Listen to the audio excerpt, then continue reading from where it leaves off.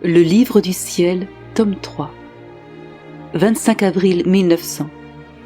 Ma fille, la pureté d'intention est d'une telle grandeur que celui qui agit pour l'unique raison de me plaire inonde de lumière tous ses travaux.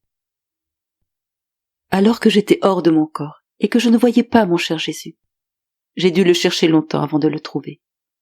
Finalement, je l'ai trouvé dans les bras de la reine maman, mais il ne me regarda même pas.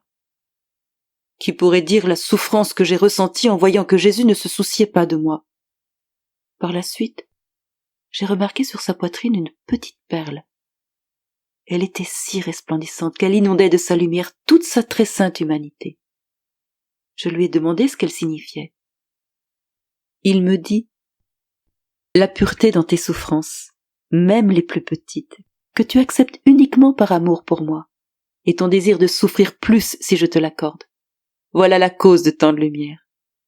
Ma fille, la pureté d'intention est d'une telle grandeur que celui qui agit pour l'unique raison de me plaire inonde de lumière tous ses travaux. Celui qui n'agit pas avec droiture ne fait que répandre la noirceur, même dans le bien qu'il fait. Ensuite, j'ai vu que notre Seigneur portait sur sa poitrine un miroir très brillant. Il me sembla que ceux qui marchent dans la droiture sont complètement absorbés par ce miroir, et que ceux qui ne marchent pas dans la droiture restent en dehors et sont inaptes à recevoir l'empreinte de l'image de Jésus béni.